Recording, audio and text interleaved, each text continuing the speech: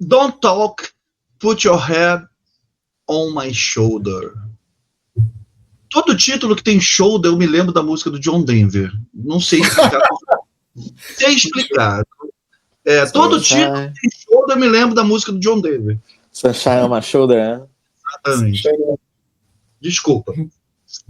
Por favor. Comecem, gente. Vamos nessa ordem, pô. Começa, fala, vai o Toninho e eu. Tá. Já tá na ordem da minha tela aqui. Don't Talk, assim, sombria, né? Eu acho ela sombria, né? Já começa já com um acorde menor ali, e é tristonha, né? Uma melodia tristonha, uma coisa meio etérea, né? Uma coisa, né? E ela começa como se estivesse ali flutuando, né? Flutuando ali no meio daqueles sentimentos e é engraçado como ela começa mínima, né? Mínima, mas não menor, né? Não pequena. E aí lá pro final vão entrando os instrumentos, né? Clarinete e tal. Aí depois entra o tímpano, né? Que o Rafa citou, né? Que dá aquela, vamos dizer, pontua o drama contido nessa música, né? Acho que é uma belíssima música que, inclusive, eles chegaram a tocar ali no meio dos anos 70, eles tocavam essa música em shows ali, quando eles já tinham voltado a ser uma banda que tocava em arenas, em estádios e tal. Para mim é um belíssimo momento do disco.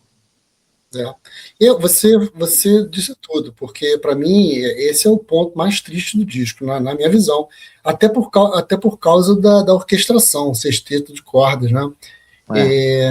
Eu fico com a impressão que a música per se, ela talvez seja uma música que não impressiona muito o ouvinte. Eu acho que quem ouve o disco inteiro, esse é um ponto que gera, tristeza não é a palavra, mas assim, eu não repito essa música muitas vezes, tá? Esse é o meu sentimento. Mas a música é belíssima, assim, eu acho belíssima. A letra também é fabulosa. Então, a letra é legal porque ela é meio sobre quando as palavras não são suficientes para traduzir o sentimento, né? Sobre quando você não tem palavras para aquilo. Isso é exatamente a situação do Brian Wilson como compositor, né?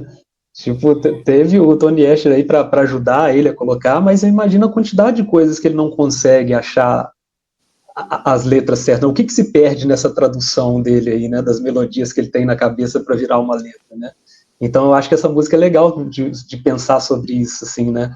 Ela tá falando sobre não ter as palavras, mas ela tem essa coisa sombria, carregada de tristeza, né? O que essas melodias aí significam, né? Que fica por trás dos panos aí, né? E tem o Brian Wilson ali praticamente implorando, né? Quando ele canta Listen to my heart beat, né? Cara, acho que essa frase... E o baixo assim, faz uma batidinha de coração, né? Ele faz um tum-tum. Sim. Eu acho também uma grande canção, assim, eu gosto muito do arranjo dela, enfim, é uma faixa, vocês já falaram tudo, é uma faixa que me pega bastante, assim, eu curto demais. I'm waiting for the day. Cara, que a única parceria com o Mike, né, do disco, né, o Mike que depois ele ganhou um crédito ali de coautoria que para mim não era merecido em Wouldn't It Be Nice, né, que ele processou o Brian por causa de alguns créditos, ele, né, alega só porque ele criou o final de Wouldn't It Be Nice cantando Good Night Baby, Sleep Tight Baby, ele merecia o crédito. Enfim, eu discordo, mas no caso de I'm Waiting for the Day, ela é a única parceria dos dois, né, uma música animada, né, uma música bem para cima, né, ela já começa grande, né, já inclusive com a batera e o tímpano, né, de novo ali, né, dialogando,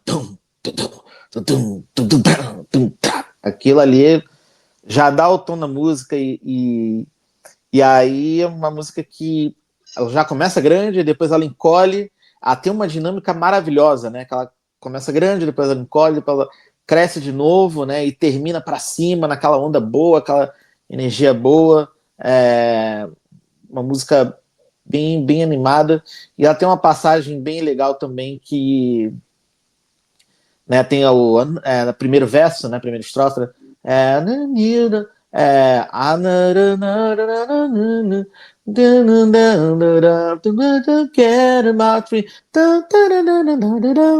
Que aí tem isso também no filme, né? No Love and Mercy, que o pianista ele tocou uma nota errada ali, né? Quando ele tava treinando, aí o Brian falou, pô, mas Fica assim.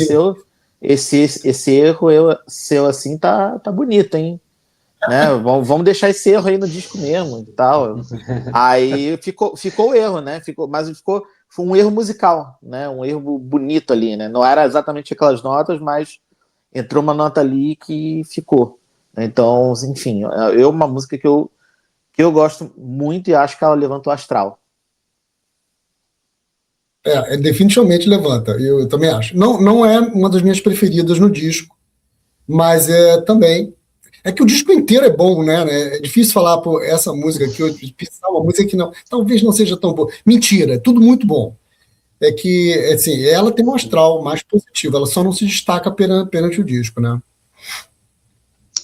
É isso, tipo assim, também não é uma das que me vem na cabeça quando eu penso no disco, mas ela tem essa importância aí dentro, né? Se ele fosse só de músicas melancólicas, não seria uma narrativa, um disco tão agradável de se ouvir assim, né? O papel dela é esse mesmo. E sobre essa coisa do erro aí, é legal, alguém do Wrecking Crew, não sei quem foi que falou isso, acho que foi a Carol Kay mesmo, que apesar do Brian ser um cara controlador no sentido de saber o que quer, ele dava uma liberdade para a galera. Se alguém pensasse em alguma coisa legal, ele absorvia. Não era como o Mike Love falava, né, que ele era o Stalin do estúdio. Não era bem isso também, né? Tipo, ele estava aberto às contribuições de todo mundo, até aos erros da galera. É legal. Tanto que se alguém tivesse uma ideia que fosse melhor do que a dele, ele aceitava. Se ele achasse que funcionava mais do que o que ele tinha criado, ele embarcava na do músico, assim.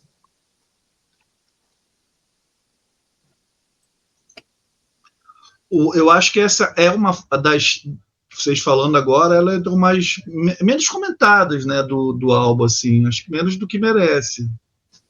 É porque só tem pedrada só. Uma ou outra vai ter que ser as menos comentadas, não tem jeito. Tem um detalhe para essa música, né? E o detalhe dessa música é que a bateria do grande baterista, o Jim Gordon, né, que é um puta música de estúdio, um dos membros da Wrecking Crew, né, que quase não se fala, inclusive, disso, né? Geralmente se falam do Hal Blaine, do Earl Palmer, né, que também eram grandes bateristas, mas o Jim Gordon tava ali naquela meiuca e depois ele veio a fazer sucesso no Derek and the Dominos, né, com o Eric Clapton. Eu tenho ela como um respiro, assim, dentro do disco. Pensei nisso também, eu também acho isso.